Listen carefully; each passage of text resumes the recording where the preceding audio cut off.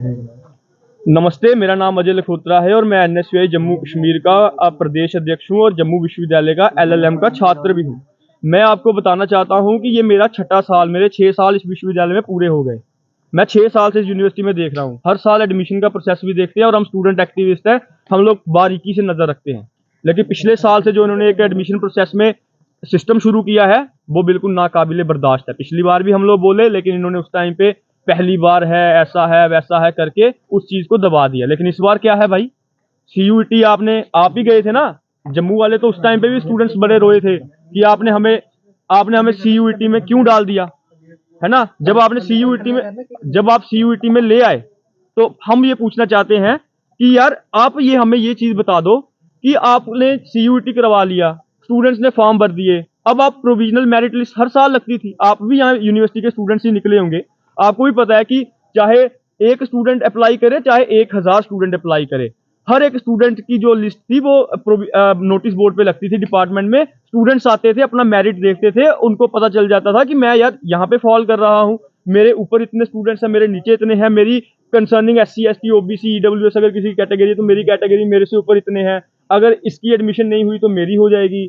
मेरी हुई तो इसकी नहीं होगी। मतलब पूरा प्रोसेस ट्रांसपेरेंट रहता था। लेकिन इस बार ये लोग पिछले साल से प्रोविजनल लिस्ट नहीं निकाल रहे, क्यों?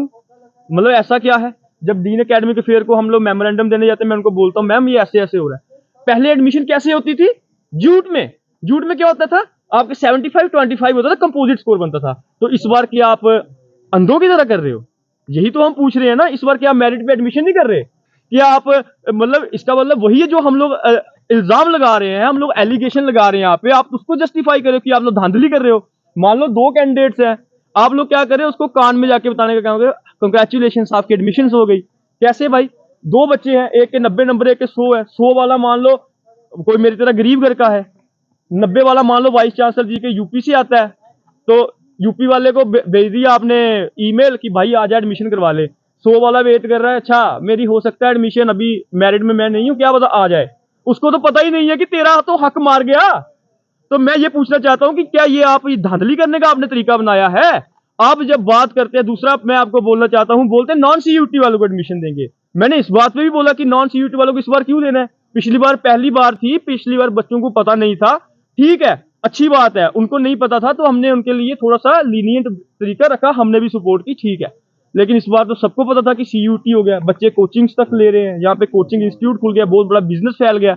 अभी मैं आपको बताना चाहता हूँ यहाँ पे कि जब स्टूडेंट्स ने यहाँ पे, मैंने बोला मैम को, मैम बोलती हमने 3 बार डेट एक्सटेंड की, इसका मतलब बच्चे सीयूटी देने के बाद भी वो एडमिशन लेने के लिए विलिंग नहीं है। तो एनटीए ने तो 5 बार की, इसका मतलब स्टूडेंट तो सीयूटी में एंट्रेंस देने के लिए भी विलिंग नहीं है। जो स्टूडेंट वहां पे सीयूटी में एंट्रेंस भी दे रहा है, तैयारी भी कर रहा है, और दूसरा स्टूडेंट जो सीयूटी का फॉर्म ही नहीं लगा रहा, ज्यादा विलिंग कौन है? इसलिए हम ये कहना चाहते हैं नॉन सीयूटी वालों को अगर आपने दी तो इसका मतलब आप करप्शन करने के लिए अपने फेवरेट स्टूडेंट्स को जो फेल हो गए सीयूटी के एग्जाम में, उनको अंदर करने के लिए ये लोग ये कर रहे हो। अगर आपने सीटें खाली रहती हैं, फिर से मौका दो सीयूटी में जो अपीयर हुए थे उनके मेरिट पे आप बनाइए। तीसरी डिमांड, एक कंट्रोवर्शियल स्टेटमेंट इन्होंने किया, जहां पे एक रूल लगाया है, सेकंड प्रेफरेंस रूल। एक तरफ ये कहते हैं न्यू एजुकेशन पॉलिसी हम लोग लाए हैं, बच्चों के लिए फ्लेक्सिबिलिटी ला दी, साइंस वाला बच्चा यहाँ पे म्यूजिक पढ़े, संस्कृत पढ़े, बहुत अच्छी बात है। लेकिन दूसरी तरफ जब वही साइंस वाला बच्चा बोले कि मुझे यूपीएससी की तैयारी करनी है, मुझे पॉलिटिकल साइंस में एडमिशन लेनी है, कहते नहीं तूने बहुत पढ़ लिया, एक पीजी कर ली, अब तुझे यहाँ पे एडमिशन नहीं मिलेगी। मतलब ये वही यूनिवर्सिटी है जिसमें एक पोस्ट पे एक प्रोफेसर 4 पोस्टें संभाल के बैठा, कोई रजिस्ट्रार भी है और एचओडी भी है, कोई यहाँ पे हमारे यहाँ पे जनरल जोरावर सिंह का हेड भी है और कंट्रोलर भी है। एक कुर्सी पे मतलब एक बंदा 2 कुर्सियां संभाल के बैठा है।